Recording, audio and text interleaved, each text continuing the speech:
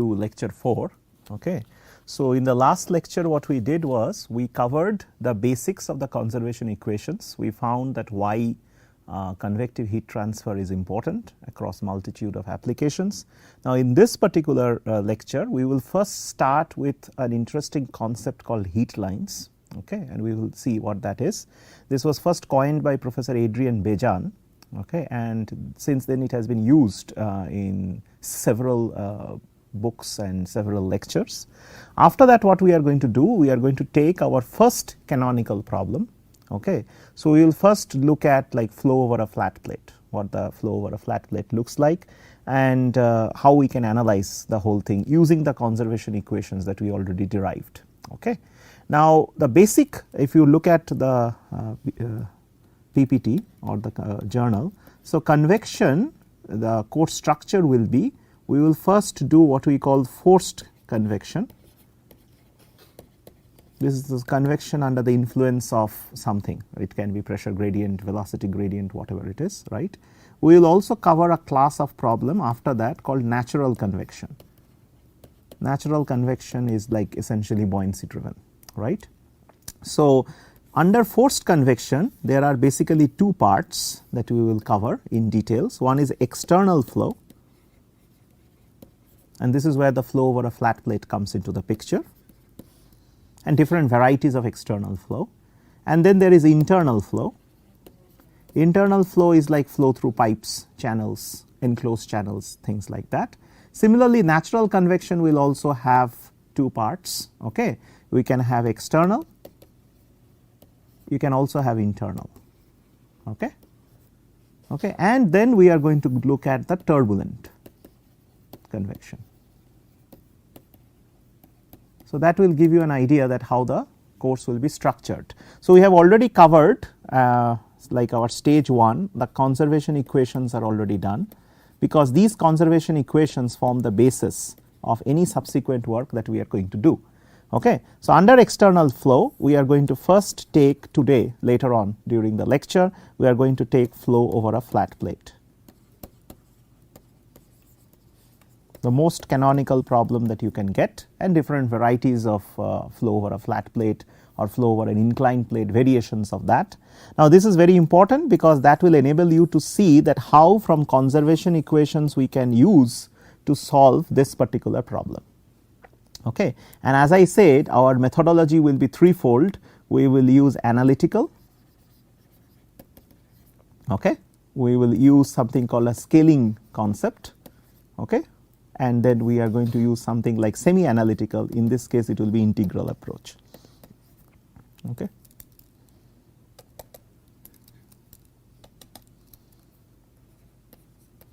Okay, integral approach. So, that is how it is going to be structured. Okay.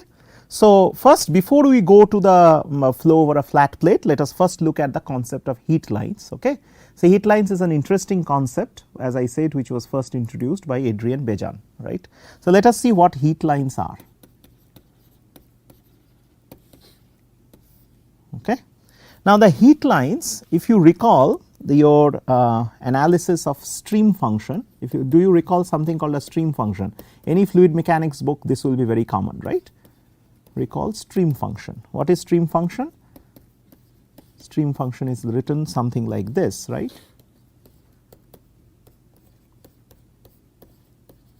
Right, where psi is basically your stream function, isn't that so? Correct. Okay. So, u is the x component of the velocity, v is the y component of the velocity. Okay.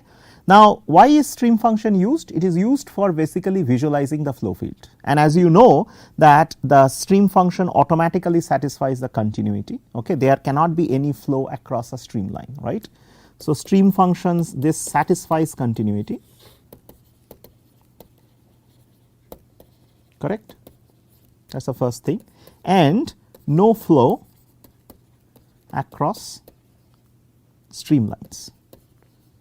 These are some of the concepts that you already know from your fluid dynamics course. But however, in convection things becomes, if we want to represent, like we represent the flow using stream functions or streamlines, okay, is there some analogy in convective heat transfer also, where we can represent the heat flow in a very similar way, right.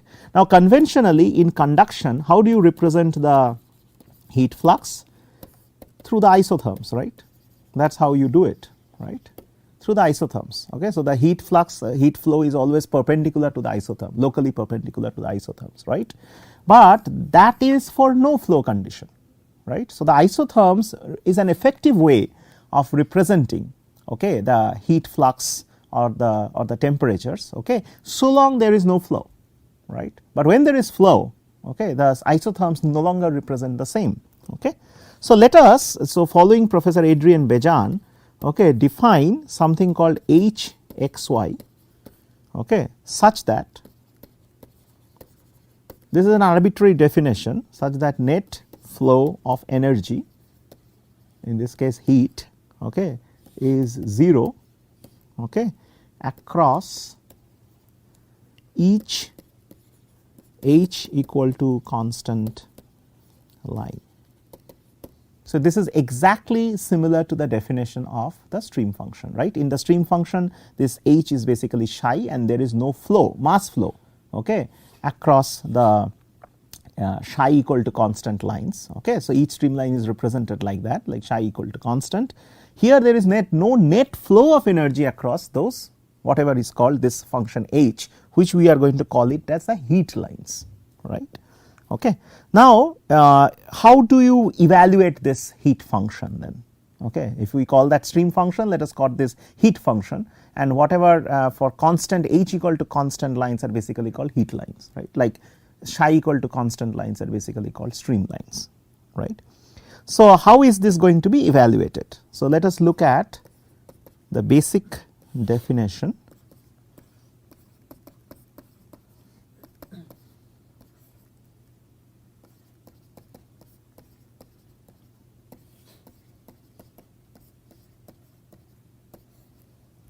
Okay. That is basically what we wrote in the last class. Remember, this is nothing but the conservation equation, right. So, this was basically that dt by dt, correct, is equal to I alpha square t, right, discarding viscous dissipation, right, viscous dissipation effect and any heat generation. Okay. So, discarding those two, this was the equation that was there earlier, this is the same equation that we are using now, right. This is the basic conservation of energy equation, okay, written in this particular way. Now, if we write it in a conservative way means incorporating the conservation of mass. Okay. So, let us write it in the conservative fashion. Okay.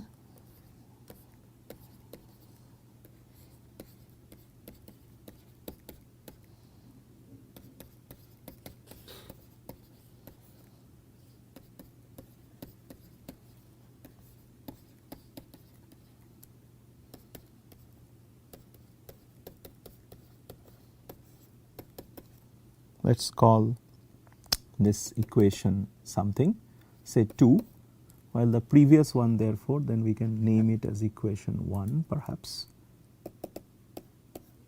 Okay. This can be equation 1, this is definitely equation 2, right. Okay. So, this is the conservative form, okay, of writing the energy equation, right. So, therefore, let us define this dH by dy, this is not enthalpy, this is the heat function, remember that always. Okay. So, this is written as, sorry, okay, T minus some T ref, okay, K dt dx. Okay. Similarly, minus dH by dx written as rho CPV T minus T ref K dt dy. Okay. Got it? So, so the main form of this particular equation, if you can see over here, is that we have written it in a conservative fashion, and then all we are doing is that we are casting this in terms of another variable, right. So, that is what we are trying to do over here, right. Okay. So, there will be this minus, I am sorry. there will be this minus here. Okay, so that's how this is written. Okay, now in this particular problem, if you look at it, what is Tref? Tref is any arbitrary temperature, any arbitrary reference temperature. Okay, so this is a reference value, can be anything that you want to put. Okay, this is basically to take care of the constant, right? So that the constant, because when you are differentiating it once more, you need a constant, right? So it can be also taken as the lowest temperature of the system, right? Now when you look at this particular equation, you will find that it automatically satisfies to this definition. If you plug this in over there, okay, it will automatically satisfy the definition, right, because it will become dh square dx dy, right, that will be one of the term, the other term will be, so equivalently they will be equal to 0, right. So that is what you are going to get, okay, if you define it in such a way. Okay. So basically it is the interior that we have represented it in this particular fashion. So this satisfies what we call the conservation of energy, so to say, like the stream function satisfies the conservation of mass, this satisfies the conservation of energy. Now if there is no u and v, that means you go to the situation where it is a purely conduction driven problem, the advection term disappears, right. So advection term disappears means you basically get this to be equal to 0. So this is basically your conduction equation, correct, okay, that you already know. Okay. So then in that case what it becomes, dh dy becomes minus k dt dx, right, because this part is gone. Similarly minus dh dx becomes equal to minus k dt dy, because this term will be gone, right. Again identically you will find that this will satisfy whatever the conservation equation. The conservation equation is this right now, okay, because there is no velocity component. So in this particular case the heat lines becomes the same as the isotherms, right, it becomes almost the same, the definition is just the same, like your velocity potential stream function is the same definition, once again comes over here. So this gives us a very composite idea. So in the limiting case where there is no flow, it is basically becomes the same as your isotherm concept, right. But when there is flow, okay, you have actually these additional terms which comes into the picture. Do you see these terms? These additional terms comes into the picture, which basically represents deviation of the lines, right. So it is no longer the same as your isotherm. The convective heat transfer mode represents all these deviations, right, these additional terms which comes due to the velocity component only. Okay. So this is a useful way if you want to visualize. So if you plot this h now in a flow field, you should be able to describe the heat flux or the heat lines, okay, or the flow of heat rather, okay, quite imaginatively, right, because it is exactly like the stream function, okay, with all the problems that the stream functions also have. Got it. So this is a useful way of starting the thing, though this is not frequently used in the literature because we still use the temperature field even now, okay. But in some case if you want to know the flow of energy, right, then this particular concept becomes very useful, okay. So let us look into the next one, which will be, now we will go to the external flow. Okay. So external flow, here we will introduce a few concepts. Okay. So first concept will be the laminar boundary layer. So all the flows from here on will be kind of laminar unless otherwise mentioned, right. Okay. So it is a concept of laminar boundary layer. So the simplest case that we can think of, let us consider this as a flat plate which continues, it is a very long flat plate. Fix our coordinates here, which is x and y, right. Okay.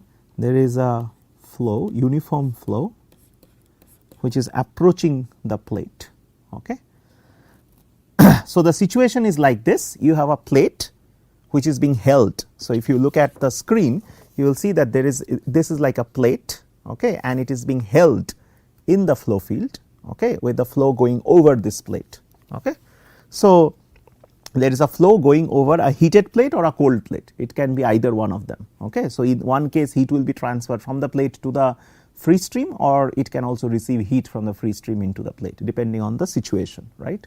Okay. So, let us take this temperature of this plate is T naught, T naught is any temperature, okay, and this flow is approaching the plate at a velocity u infinity, t infinity and p infinity, where this being the free stream velocity, free stream temperature, free stream pressure, right. Our coordinate starts from x y, which is at the leading edge of the plate. This is called the leading edge of the plate, right. So, as the flow comes and encounters the plate, what happens? Okay. If you have taken a course on what we call the laminar boundary layer or viscous fluid flow, okay, you will know effectively what happens, that the plate immediately slows down the fluid which is in the vicinity of it. Okay. The fluids which are actually very close to the plate or on the plate actually comes to a dead stop, right, because of the no slip boundary condition. So, the fluid cannot move over the plate, the fluid layer which is sitting on the top of this plate, particular plate, right. So, what we start to develop is what we call a boundary layer, right. So, the boundary layer is what actually develops. So, if you look at once again the presentation, you will find that this is how the boundary layer actually looks like. So, this is how the boundary layer develops. Forgive my drawing, it is develops something like that, right. Okay. Now, so the velocity, what happens is that this is the boundary layer where the effect of the plate is felt. Okay. That means the viscous effect of the plate is felt very close to this boundary layer, and this layer is given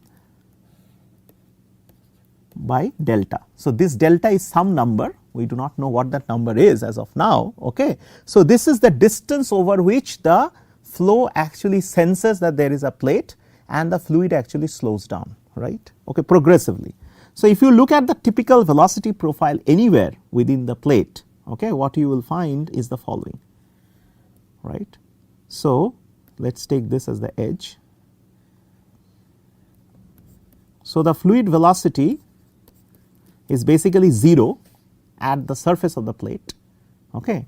It progressively increases just by a little bit till it reaches the edge of the boundary layer, which is delta over here, okay, and after that it becomes equal to u infinity, right. So, above the boundary layer the flow velocity is the same as the free stream velocity, right, whereas at the surface of the plate the flow velocity is equal to 0. So, it goes from 0 to u infinity over this distance L, right. So, the flow goes from 0 to u infinity, right, over a distance delta, right. Now, this delta is not a constant, okay. It is actually a function of the distance from where you are measuring, right. So, it should be a function of some x,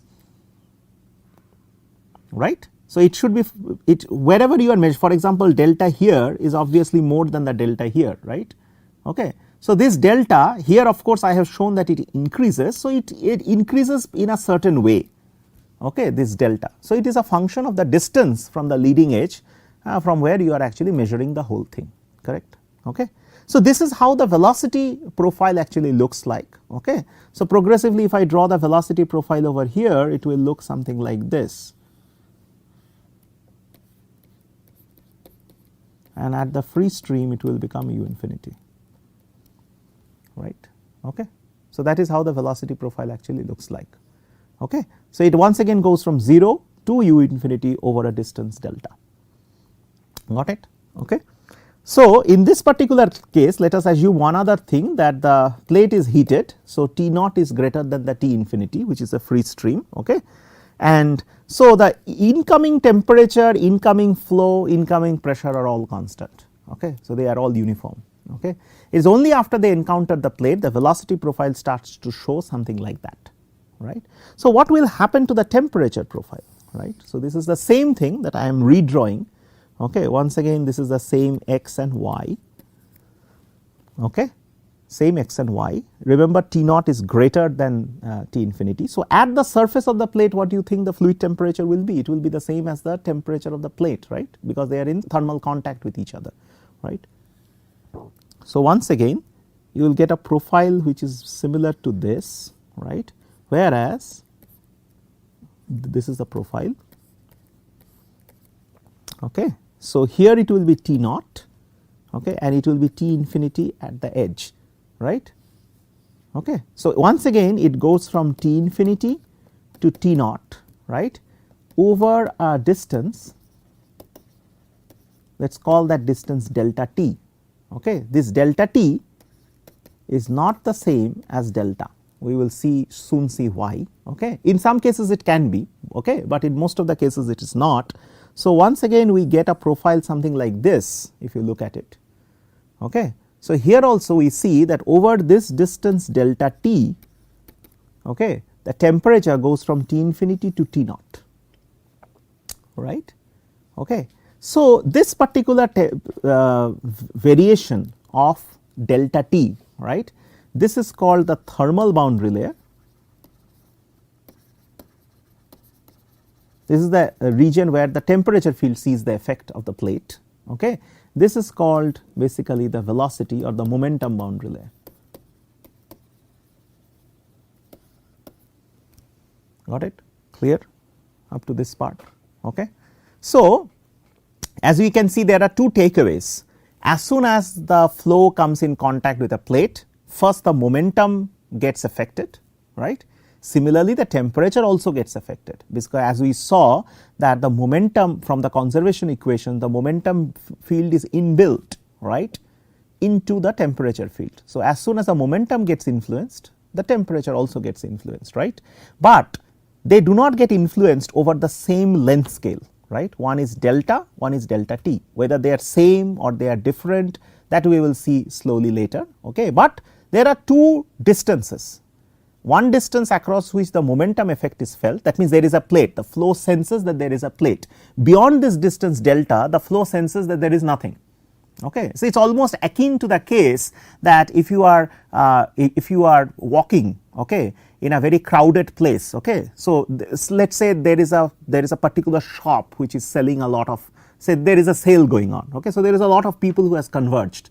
Okay. So, if you are very close, if you are passing by that shop, you will feel that there is something that is going on. So, you feel that effect, but then if you go away say over 500 meters, you do not feel anything, that there is a shop, there is a sale going on, things like that. See, here essentially the same thing is applicable here.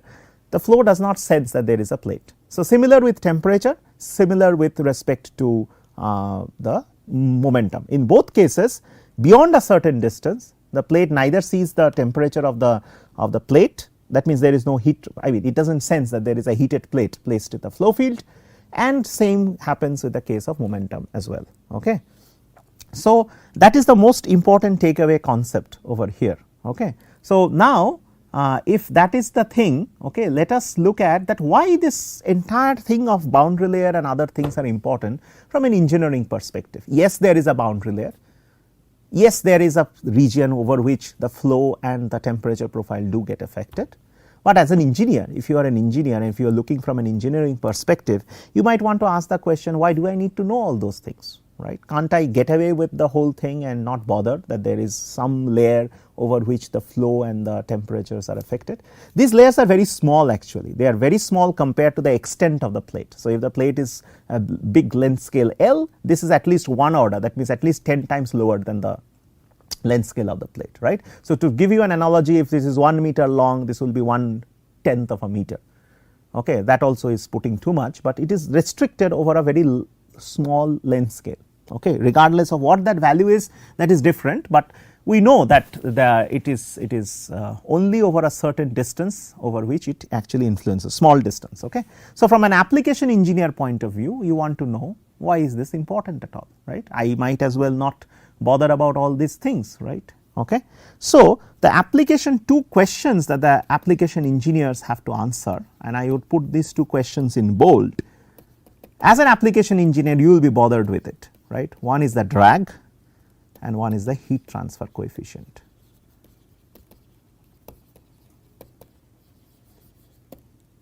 Right. Why the drag is important? If there is a plate in a flow field, okay, you want to know what is the drag on this plate, because say if you are designing a submarine, if you are designing a boat, if you are designing an aeroplane, whatever it is that you are trying to design, drag is the main important thing, because drag means that there is a resistance to the flow.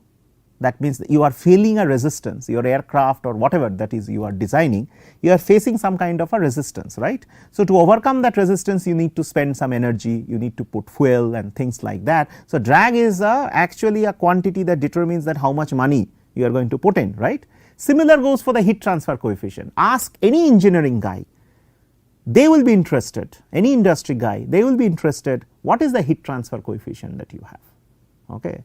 So, these are all compiled in those nice handbooks that you have, right. Okay, if there is a plate, the heat transfer coefficient will be this.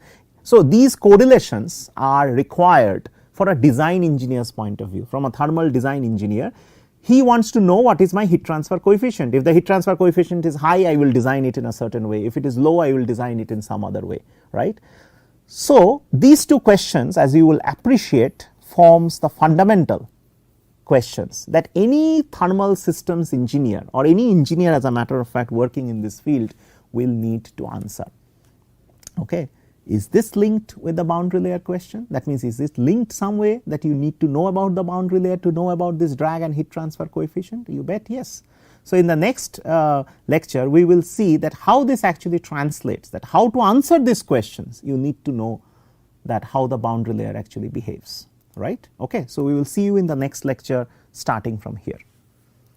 So, in the last class, what we did was that we said that to answer, the engineers, application engineers needs to answer two important questions. What is the drag? What is the heat transfer coefficient, right? The drag in this case means skin friction. Okay. So, that skin friction and this heat transfer coefficients both are very important. Let us see how they are related to the boundary layer, right. So, let us say the total drag that is encountered by this plate. Now, the plate here is a canonical system. It can be any complicated device that you can think of, right. As I said, flight, whatever, your aeroplane, your submarine, it can be anything, right. So, the total drag F, okay, is given, if the length of the plate is L, it is given by tau W dx, okay, where L is the length of the plate, right. Okay. Tau is basically the shear stress. Okay. The total heat transfer, on the other hand, Q is given as 0 to L Q double prime W into dx, right, W into dx. Okay. So, this is the heat transfer rate,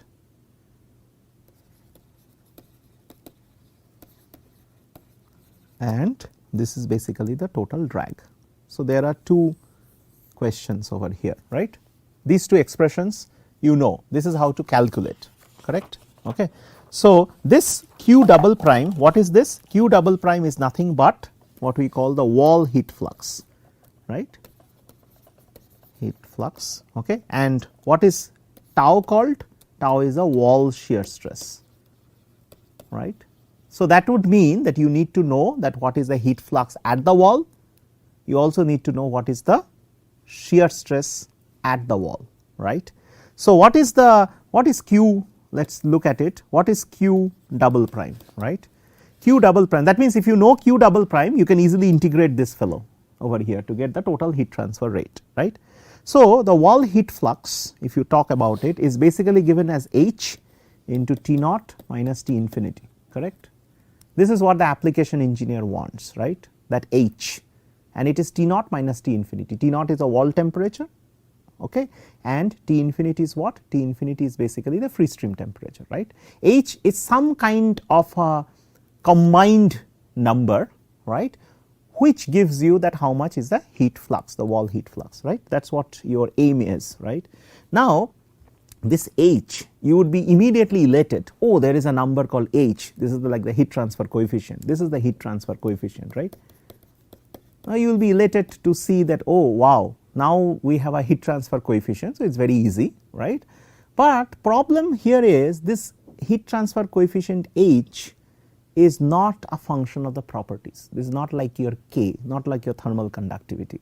So, when you talk about thermal conductivity, say for example, you will find that is what you have encountered in conduction mostly, because it's k dt dx, right, and or dt dy.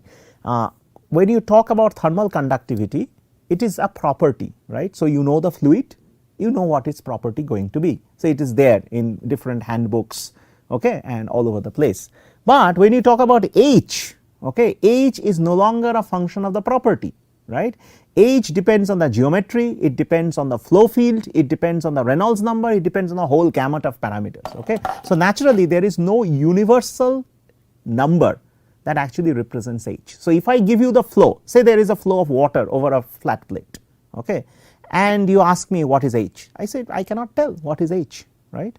You need to let me know that what is the velocity, you need to know what is the geometry of the plate, you need to give me a whole lot of information before I can calculate what this H is going to be. So, H is not a universal number, it is highly situation dependent.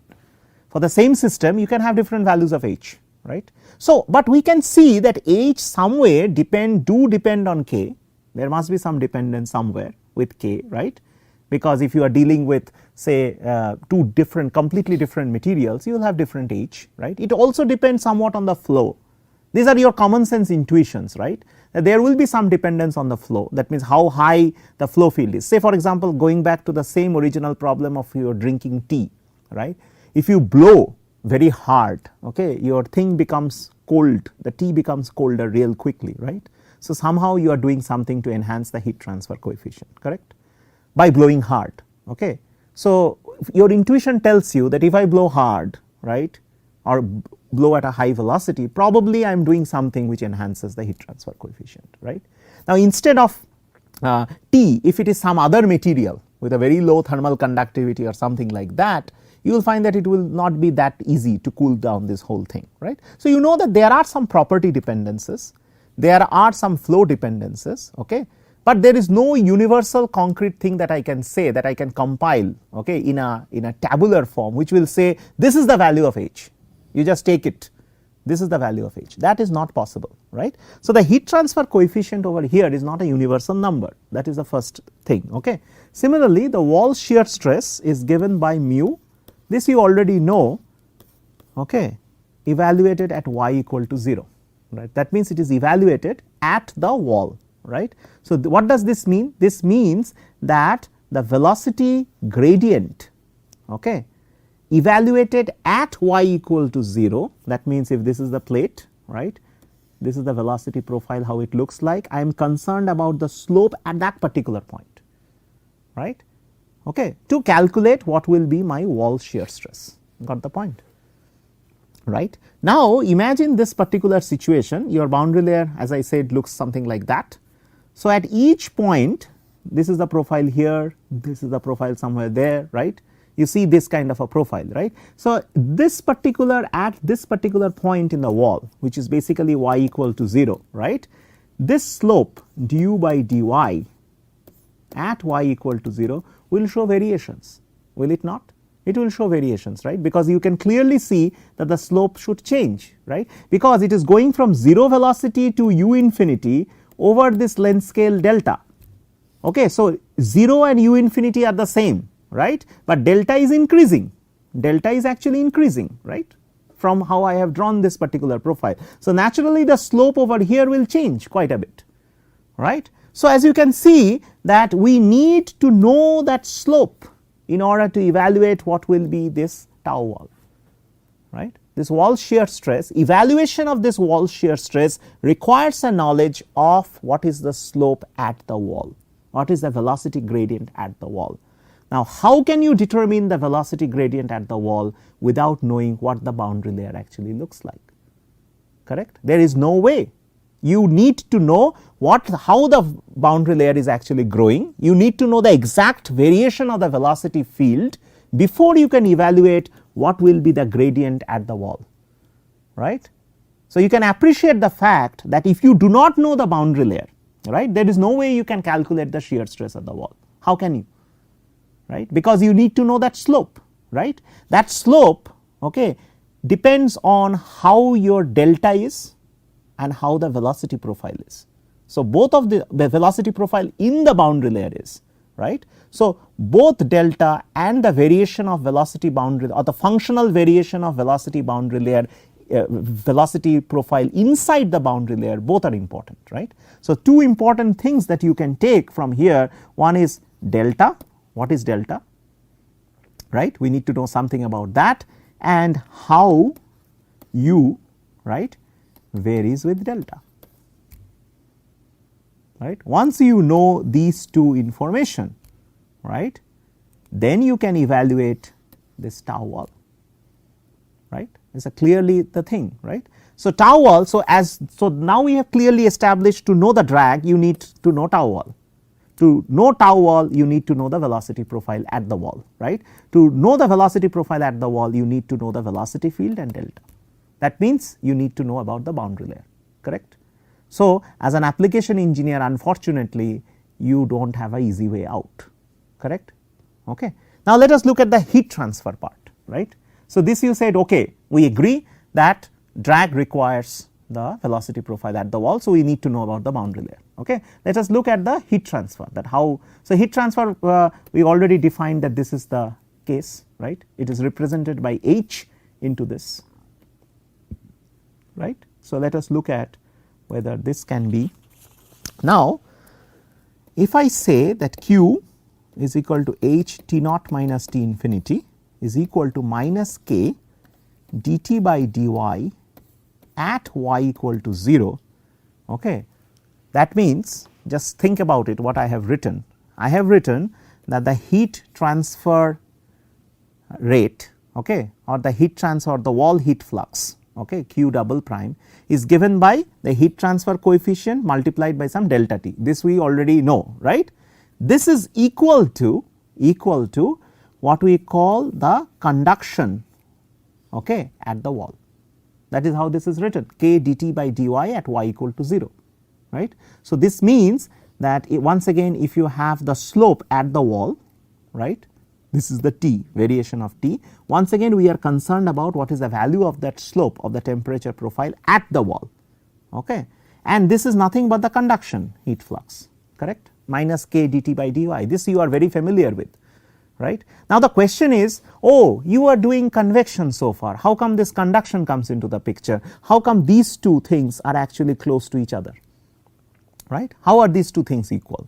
So, the natural question that I will try to explain it, that if you look at the plate, okay, you know that if you look at a layer which is very close to the plate, which is, so this is basically y equal to 0, this is basically say y equal to 0 plus, right.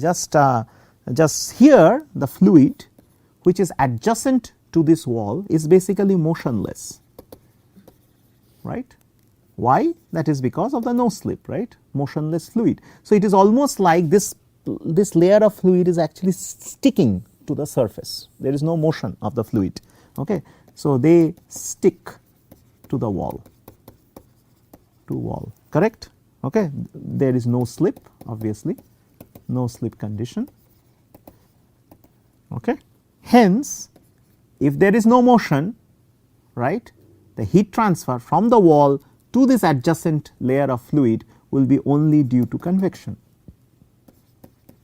From wall to this layer of fluid, right,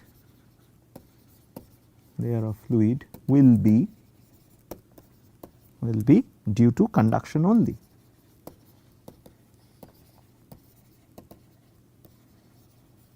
Am I right? So, it will be only due to conduction. So, therefore, the equation that I have written for the wall heat flux is the wall heat flux, right, that is perfect, because this particular heat transfer coefficient is therefore related to the wall conduction, right. So, that is what I have written by minus K dt by dy at evaluated at y equal to 0, right. So, once again here the same problem, right, in order to know H, right. So, H is what then? H is minus K T naught minus T infinity, right, dt by dy evaluated at y equal to 0, correct. Okay. So, in order to know H, okay, what do you need to know? You need to of course know the property which is K, which is easy, that is what I said, that the property is there, right, from common sense the property is there. You also need to know what is the temperature gradient at the wall, right. It is the same thing like your wall heat flux. You need to know the temperature gradient at the wall. You cannot know the temperature gradient till you know what is this delta T, right. So, this requires what is your delta T and what is the temperature profile. Okay. So, temperature profile is important, delta T is also important, correct. Okay. So, once again back to square one, you need to know what is the temperature gradient at the wall. For that you need to know how delta T is varying, how the temperature is varying within the boundary layer. And as you know, the temperature field is coupled to the velocity field, right, that we established already in the conservation equations, right. Remember that du dt dx plus v dt dy, right, is equal to alpha delta square t dx square plus delta square t dy square, right. This is you already know, right. So, in order to evaluate t, you need to know u and v. So, it brings about the question now that you need to know the velocity boundary layer. In addition, you need to know about the temperature boundary layer as well to evaluate this wall heat flux, okay, or the heat transfer coefficient. This is your heat transfer coefficient, right. Okay. So, party is essentially over, right. So, as an application engineer, you cannot actually get, right, you cannot actually get away not knowing about the boundary layer, right, because there are no universal ways.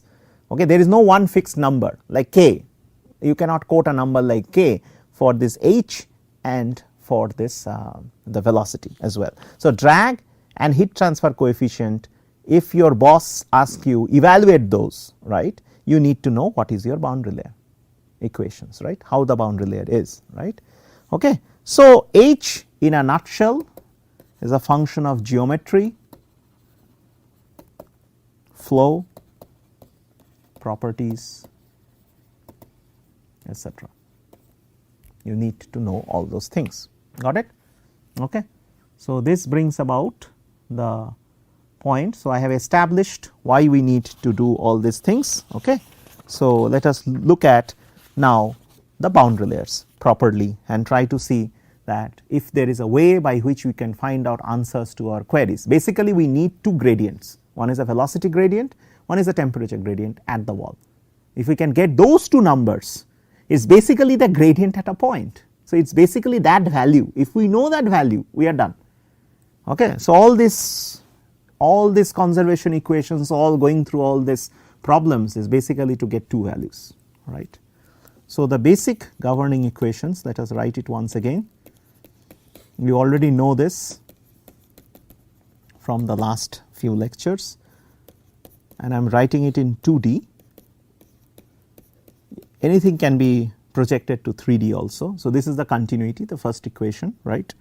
Momentum actually has got two equations now. This is because of the x and the y, v du dy. So, that is the convective derivative part, dp dx.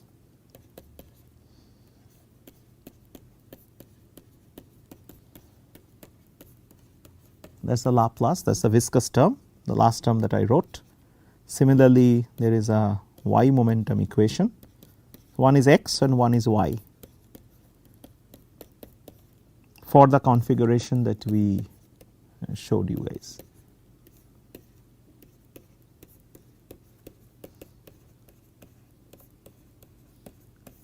Got it? So, that is the two momentum equations. Then comes the energy equation. Once again, this is the conduction or the diffusion part of the term. Got it? So, basically there are four sets of equations that we have. We have unknowns as u, v, p and t, right. These are the unknowns. Got it? What are the boundary conditions? In order, you can see that these are all PDEs, right. PDEs means partial differential equations. Okay. The momentum equations are non-linear because of the presence of these kind of terms over here. This is non-linear. That is the reason why you cannot solve most of them. Okay. So, based on this, So, but still in order to pose the problem we need to know what are the boundary conditions. So, the first boundary condition is basically the no slip. That means u is equal to 0, v is equal to 0 at y equal to 0, correct. So, that is a no slip.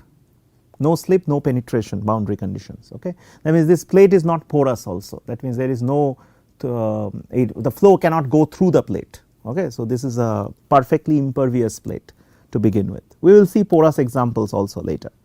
Wall temperature, say it is defined, you get T equal to T naught. Okay. That is at once again y equal to 0. The third boundary condition is u is equal to u infinity, T is equal to T infinity, v equal to 0 at y equal to infinity. Okay. Why this is infinity and not delta? That is because the boundary layer always asymptotes, right. So, it will asymptote to the value of u infinity or T infinity. Okay. It will never become, it will only become equal to that at infinity essentially. Okay. So, we will see that we have to find a prudent definition of delta, right. In some cases people say delta is that value when u becomes equal to something like 99% of u infinity, right. Or if you want to be more accurate you can go and make this 999, okay, whatever it is, that is your choice. This is a rather arbitrary number, okay, which you can cater to your own way. Say for example, in some cases you are interested in very accurate estimation of your drag. In that case you might have to take numbers which are very, I mean large places of decimal, right. But if you are interested in just a casual calculation and it may not, it depends on the requirement of your problem, you might deal with about 99%. Okay. Most of the cases it is about 99% of the free stream. Okay. But in reality this delta actually is infinity, that is because it asymptotes, it never quite reaches u infinity, it only does that at u at y equal to infinity. So, that is why this validates this particular judgment. Okay. None of these equations are actually valid close to the leading edge or the trailing edge of the plate because of the reason that there will be other kinds of problems. Okay. So, which you are not going to go into the details of those problems, but when you actually encounter, when suddenly you encounter an obstacle, okay, there are a lot of complicated fluid structures that are created at the leading edge of the plate. Okay. So, leading edge effects are kind of ignored. So, that means we are looking at a slightly downstream distance. Okay. So, therefore, we are making certain assumptions which may not be valid at the leading edge of the plate, but we are going to live with that for the time being because that is the only way that we can cast or get some semblance of good analysis done on this particular problem. Okay. So, now that we have established the governing equations and the boundary conditions, let us try to see if we can introduce some kind of a scaling argument to the whole thing. Okay. So, let us see that what does scaling actually means. Scaling means that it is an order of magnitude kind of an analysis. That means I do not need to solve the problem, but I need to know what are the scales of the problem. Okay. Like for example, in certain cases fluid dynamics is a very complicated beast, right. So, for example, there may be certain things which are relevant in a small scale, but however if you do not want the small scales to come into the picture you may only deal with the large scale physics. Okay. So, there are certain scales that are present in the flow field and we may be interested or we may show that only certain scales are important for the present study. So, it will be only evident if we give you some examples which is related to our case. Okay. So, let us redraw this boundary layer. Okay. So, that is the boundary layer profile. Okay. Once again you have your x and y marked out. This is the length of the plate L. Okay. Free stream as we said u equal to u infinity, v equal to 0, p equal to p infinity, right. Okay. Now, the scales, let us establish what are the scales of x, y and u, right. So, here x scales as L, right, this is the length of the plate as you can see, right. That means the relevant scale for x, that is the distance in the the x direction is the length of the plate, okay, because that is how you can see it readily. However, for y the relevant scale is delta, because delta is the distance over which the velocity varies from u0 equal to u infinity, right. So, that y is not infinity, it is over that distance delta that is most relevant, right.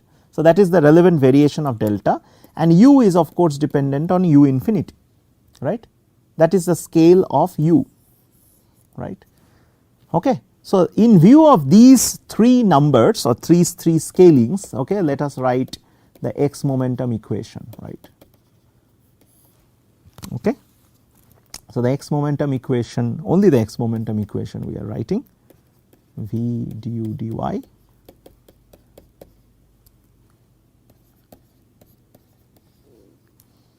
or in this case let us put it as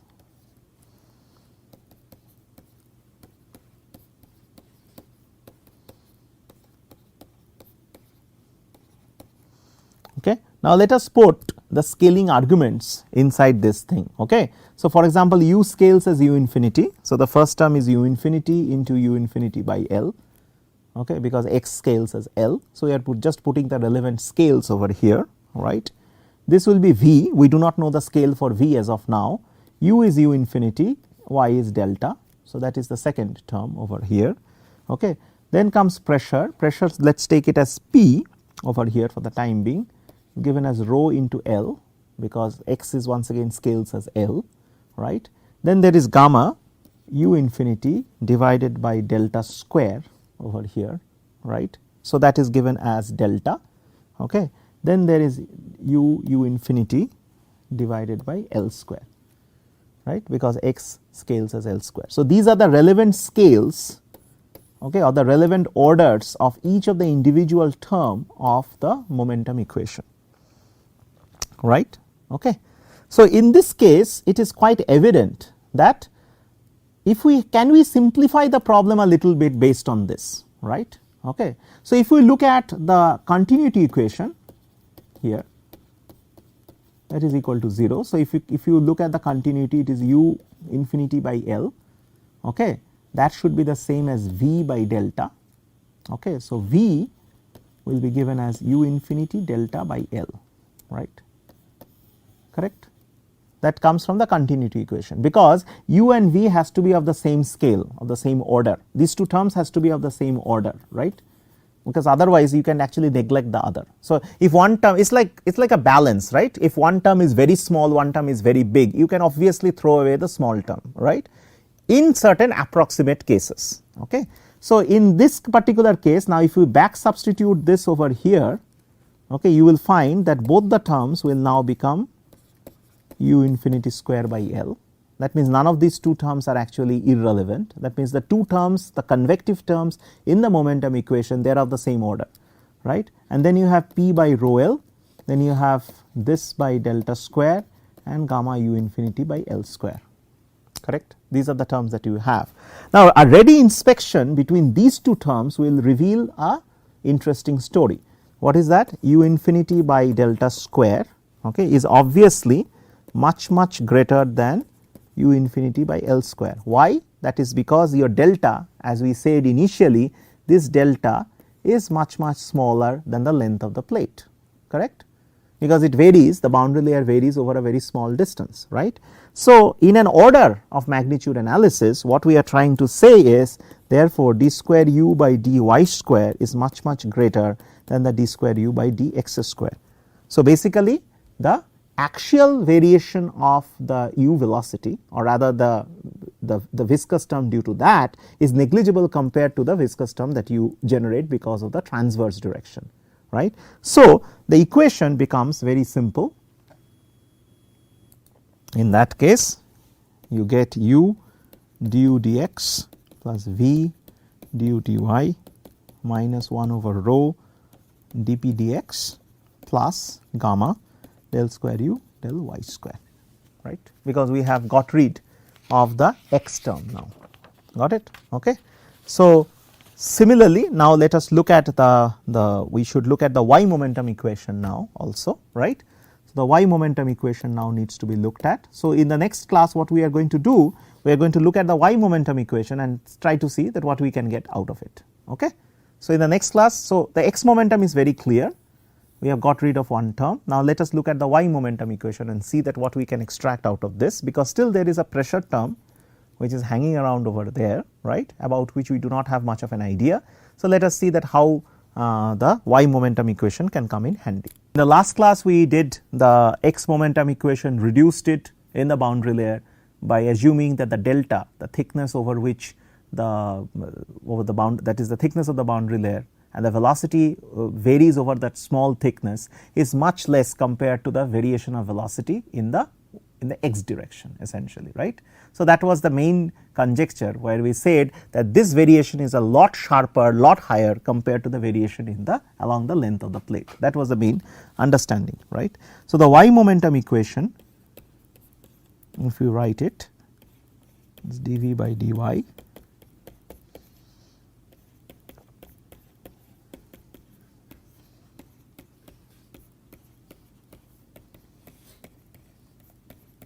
square. So, that was a y momentum equation. Now, let us once again substitute the individual terms, right. U, we already established what is the length, what is the order or the scale of v from the continuity. So, it is u square delta by L square, that is the first term, then u square delta square by L square delta, which is once again gives you the same thing. So, once again the magnitude of the forward terms are the same, right. This gives you now pressure divided by rho delta, okay. That is the second term. The third term basically over here will be the gamma u infinity, okay, u infinity delta by L delta square, okay. So, that will be the term that we will have. This is the final term. This term we obviously know is going to be small, right, once again because of the same argument that we made in the last class. So, this goes down. So, ultimately what we have is this particular term boils down to u infinity L delta, right. Okay. So, now we come to a crucial juncture over here. So, your dp by dy, as you can see, is proportional to something like a mu, okay, u infinity divided by L delta, right. That is what we are getting, because if the pressure term has to be proportional to this is what, if all the terms has to be equally important to the equation, right, that means their orders have to be comparable, right. That is the basic logic. If one term is, that is how we got rid of this, remember that this term is way smaller than the other terms, right. So, it is almost like you have a lot of things, a few things are so small that you can basically discard it. Similarly, dp by dx on the other hand, if you look at it, dp by dx is basically given by u infinity by delta square. This comes from the previous definition, right. Okay. Now, what we can do is that if you write dp, how is it given by dp by dx into dx plus dp by dy into dy, correct. You can write it like that, okay. So, or in other words, dp by dx is equal to dp by dx like this plus dp by dy, okay, into dy by dx, correct. You can write it like that also. Now, if you take, I am trying to do it in one sheet so that you can get a better feel. So, dp by dx divided by dp by dy, if we do this, okay, what will happen? You will get mu u infinity delta square divided by mu u infinity L delta, right. So, this will give you L delta by delta square, right, which is basically L by delta, which is much greater than 1, right. Or in other words, what we are saying is that dp by dx is much greater than dp by dy, right. Or in other words, your dp by dx can be written like the ordinary differential of pressure. Got it? Okay. Okay, fine. So, this is quite clear now that using this y momentum equation, okay, we have shown that basically dp by dy is a very small quantity compared to dp by dx, right, and therefore, you can write dp by dx as an ordinary differential, right, cool up to this particular point. Now, returning to the x momentum equation, to x momentum equation, okay, what we have is that u infinity square by L is therefore equal to 1 over rho dp by dx, and these are the other terms, and delta square, right. These are the three terms that you have as of now. Now recall at this particular point that this is a flat plate, correct, and dp by dy is practically equal to 0. That is what we proved, right. Okay. So this leads to that p is a function of fx only. That is how we could write it as dp by dx, that is the ordinary differential. Okay. So let us consider if this is the case, that means pressure anywhere in the flow field will be only a function of x, it will not be a function of y, right. Okay. So based on this, for the free stream pressure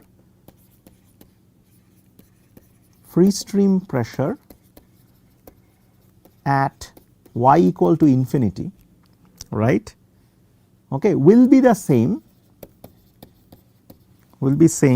at y equal to y greater than 0 greater than delta, okay, for all x, you got it.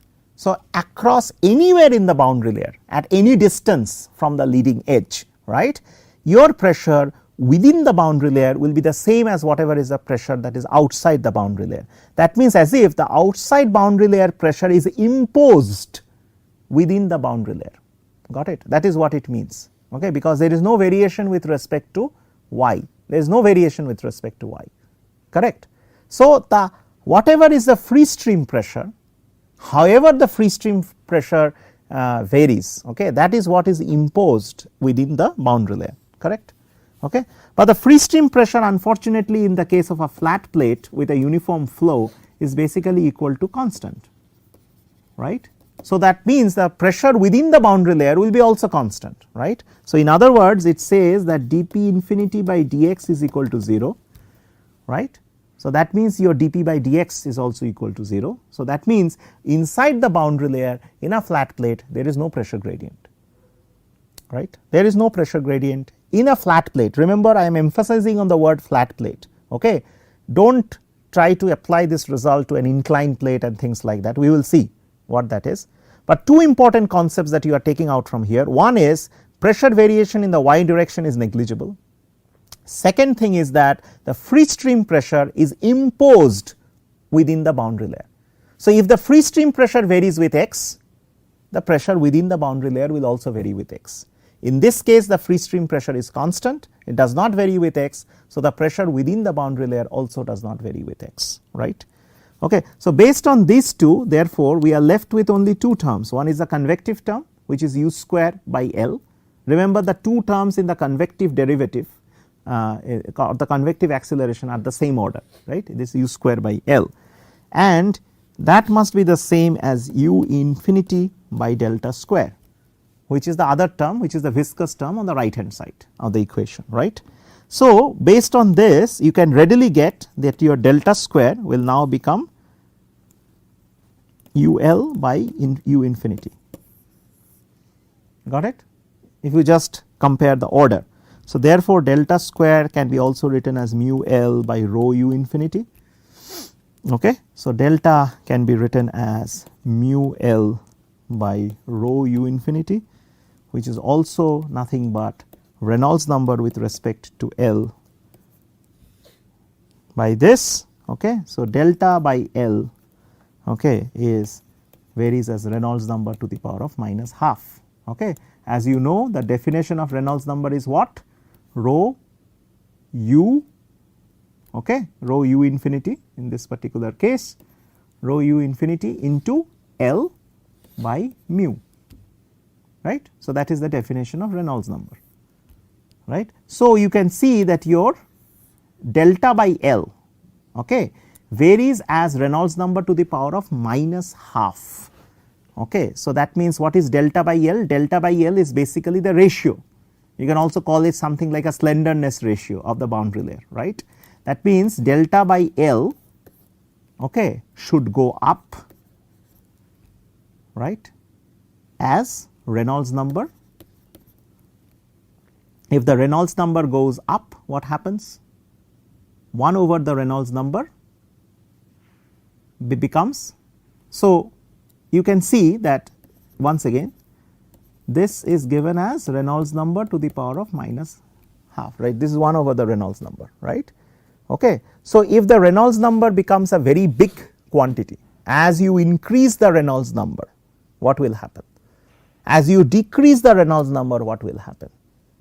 Okay. So, depending on that, the slenderness ratio will change. So, it is left as an exercise, is a very small exercise, right, that you can guess and you can plot, right, that as the Reynolds number increases or the Reynolds number decreases, the slenderness ratio, that means the ratio of the delta and L, okay, what does this ratio vary? How does this ratio actually vary? Does it go up or down? Okay.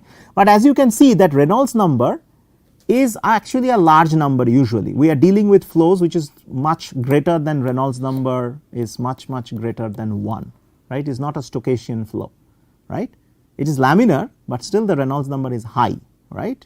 Okay. So, based on that you can readily see this by delta, okay. Say the Reynolds number is say 1000, right. So, this will be like 1 over 1000 root, okay. So, as you can see this will become a small number. So, our initial assumption that delta is much smaller than L is very justified, okay. So, you can readily see, and if the Reynolds number becomes say 10 to the power of 6, okay, this particular ratio will become, if it is 10 to the power of 6. So, if this is say 100, that may be easier for you to understand. So, this will be 1 over 10, right. If the Reynolds number becomes equal to 10 to the power of 6, what happens? What is 10 to the power of 6? The root of 10 to the power of 6. So, once it becomes 10 to the root of 10 to the power of 6, okay.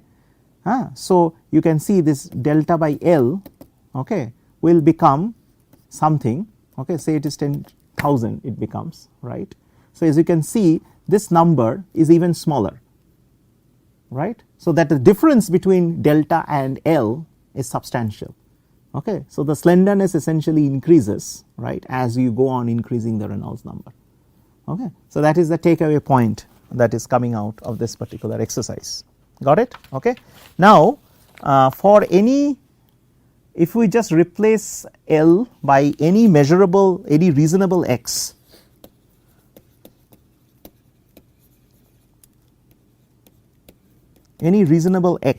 right, which is greater than delta, that means at some point you do not consider the full length, you can also show that this will be the same. This will be now given as Reynolds number based on that x location, okay, not with respect to L anymore, okay. This comes simply from the scaling, right.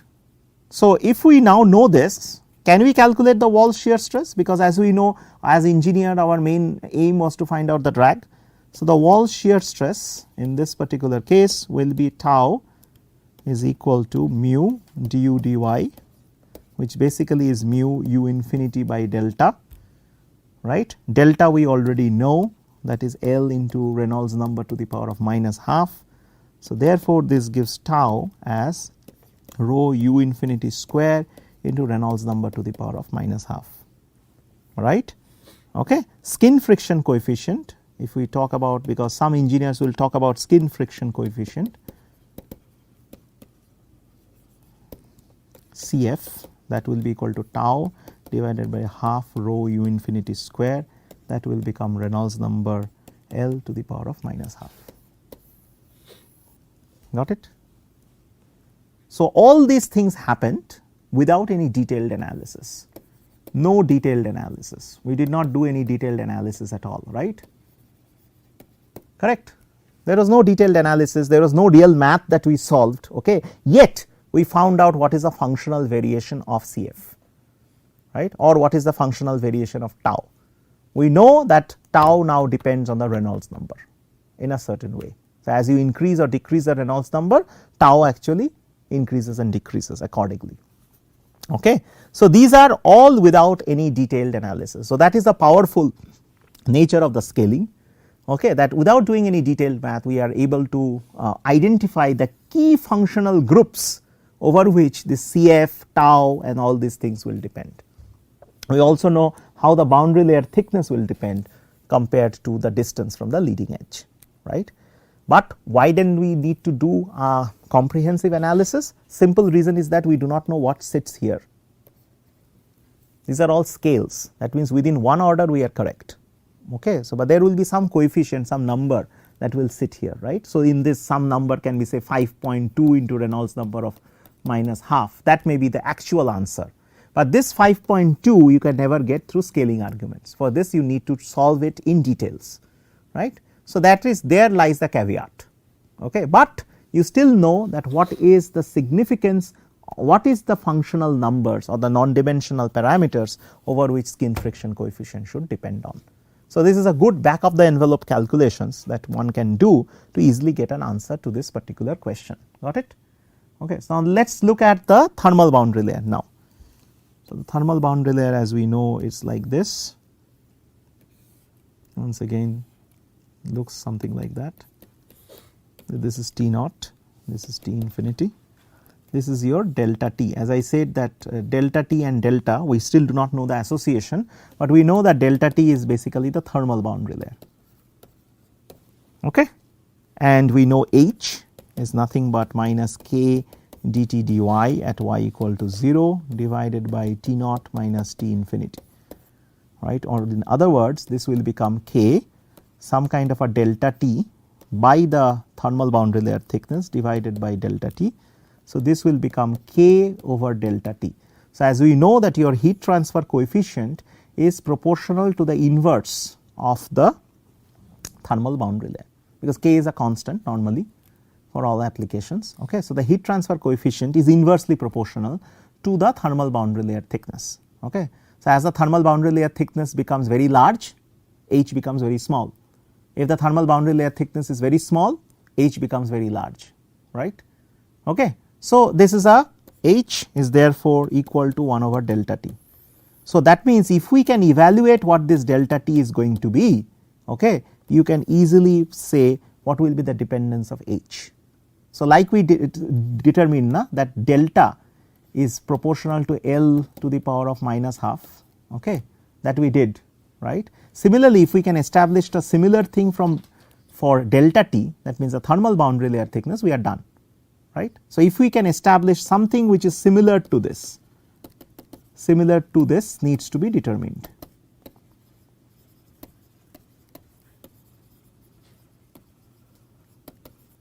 right. Something similar to this needs to be determined. Am I right? It is clear from this particular point. So, let us write the boundary layer form then once again for the thermal boundary layer.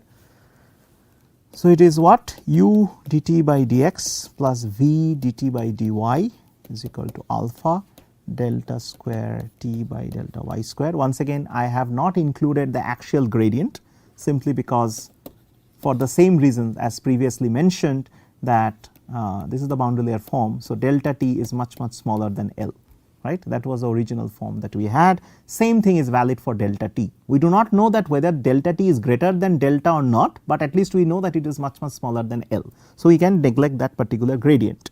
Okay. So, the convection terms therefore can be written easily, V delta t by delta, that should be proportional to alpha delta t by delta t square, right.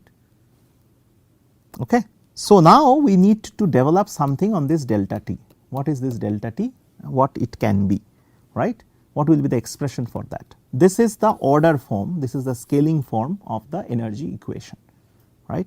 As we once again see, these two terms are of the same order. If you substitute for V, you will get the same order.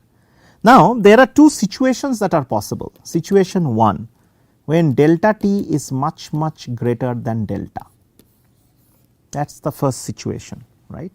That means we have a thick thermal boundary layer, right, relative to the velocity boundary layer, correct. So, the situation is like this. This is your delta and I am drawing the other one by a dotted line. This is your delta t. Okay. So, that is what we have, right. So, now you can see that in this particular configuration, okay, the velocity boundary layer is much thinner compared to the temperature boundary layer. Okay. So, outside this, in this particular zone, okay, u must be equal to u infinity, right, because it is already in that free stream region, right, and v should be the same as u infinity into delta by L, whatever is the v, the relationship of v is, right. Okay. Now, in this particular configuration, if we write it now in this expression, this particular expression, okay, what you will get is u infinity into delta t by L, that is the first term, right. The second term will be u infinity into delta t by L, okay, into delta by delta t is proportional to alpha delta t by delta t square. Okay. Okay. Now, in this particular expression, what you see is that this particular term is obviously much smaller than this, because your delta by delta t, what do you see as delta by delta t expression? Delta t is much greater than delta, that is what our initial assumption was, right. So, therefore, delta by delta t must be much less than 1, right. Okay. So, in if that is the situation, therefore, this term will become negligible. Now, how is that the velocity term, which we said that they are normally of equal magnitude, becomes negligible here? That is because your velocity boundary layer is very thin over here, right. So, outside the velocity boundary layer, okay, in most of the space, right, you are outside the velocity boundary layer, your scale of velocity u is u infinity, right. So, therefore, there the v velocity scale will be negligible, because you are outside the velocity boundary layer and there is no free stream, it is only a free stream horizontal component of the velocity, right. So, outside the boundary layer, your v velocity will be negligible, because you are outside the velocity boundary layer, because the velocity boundary layer is very thin. So, there are 2 or 3 arguments over here. Your thermal boundary layer is way thicker than your velocity boundary layer, that is the first assumption, right. Because of that, in most part of the thermal boundary layer, right, you are outside the velocity boundary layer, because you are analyzing a flow condition where the velocity boundary layer is very thin compared to the thermal boundary layer, right. So, in most part of the flow field inside the thermal boundary layer, remember the analysis here is done for the thermal boundary layer, velocity scale is almost like u infinity, right. And not only that, because you are outside the velocity boundary layer, right, the v component of the velocity will be negligible. So, there is no doubt that this is the correct expression that we have got, right. Okay, now, let us go to the next page. Based on this, now what we have is alpha into delta t by delta t square is proportional to delta u delta t by L, or delta t square is proportional to alpha L by u infinity, right. So, that is what you get over here. So, therefore, now we can do a little bit of jugglery. This leads to delta t square is proportional to Reynolds number to the power of minus half alpha by gamma into L square, right, or in other words, delta t is proportional to, sorry, this is not Reynolds number to the power of minus 1. Okay. So, delta t will be equal to L Reynolds number to the power of minus half into alpha by gamma raised to the power of minus half. Okay. Now, the key quantity over here is alpha by gamma. What is alpha by gamma? Alpha by gamma is nothing but the inverse of the Prandtl number. Prandtl number is nothing but gamma by alpha, right. So, it is basically a ratio of the momentum diffusivity divided by the thermal diffusivity. Is a relative ratio that, so a Prandtl number greater than 1 means the momentum diffuses much faster than the thermal diffusivity, whereas Prandtl number less than 1 essentially means the opposite. Okay. So, in this particular case, what you have is your delta t, okay, is your delta t is therefore proportional to L Reynolds number to the power of minus half Prandtl number to the power of minus half. Clear? So, as you can see, this is very similar to your delta. Delta was this, no? This is very similar to your delta, except now this Prandtl number comes into the picture. Okay. If Prandtl number is equal to 1, both the deltas are the same. That means your thermal and momentum boundary layers are exactly the same, they overlap on the top of each other.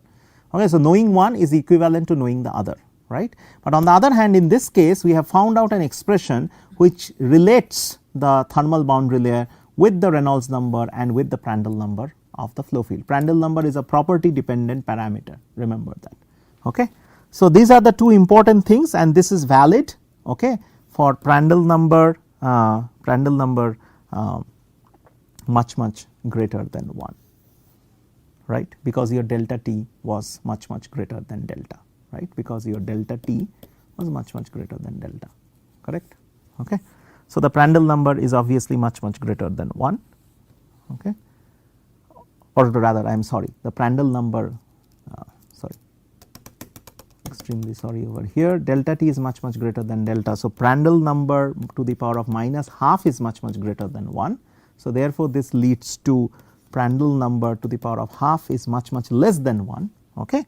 So, this is the situation, that means where the thermal diffusivity is greater than the momentum diffusivity, right. So, that means your alpha is much more than gamma, right, okay, because that is the inverse, right. So, alpha is much greater than gamma. So, this is the situation in the case of liquid metals, they show this behavior. Liquid metals actually show where the thermal diffusivity is much higher than the momentum diffusivity, right. Okay. So, recall that H is proportional to K over delta T, right, that was what we said. So, therefore, H therefore becomes K by L, Reynolds number to the power of half, Prandtl number to the power of half for Prandtl number much less than 1. So, you can see the heat transfer coefficient can be easily worked out through this scaling argument as a function of Reynolds number, which is the flow. Remember, I said that the heat transfer coefficient is a function of the flow and it is a function of the property. So, Prandtl number is a function of the property, Reynolds number is a function of the flow, K is also a function of the property of whatever fluid that you are dealing with. Okay. So, for Prandtl number much less than 1, that means for liquid metal and similar such families, you have your H given in this particular form, right. Once again, we do not know what sits here, that is still a question that we need to answer, that can be only answered when you actually solve the equation in a proper way, right. Okay. So, similarly, before we go to the other case, let us define something called Nusselt number, right. So, Nusselt number, as you may be familiar with, is nothing but the convective heat transfer divided by the conductive heat transfer. Do not confuse it with the Biot number. Okay. So, it is basically H into delta T divided by K into delta T by L, which is nothing but H L by K. Okay. So, as you can see, therefore, let us go to the next slide. As you can see over here, now that we have found out what H is, Nusselt number therefore becomes, let us not put equality over here, Reynolds number to the power of half, Prandtl number to the power of half for Prandtl number much less than 1. So, you can see Nusselt number is one quantity that you are very familiar with. So, heat transfer coefficient and Nusselt number are basically one and the same. So, you can see that they are all functions of flow, function of properties, right.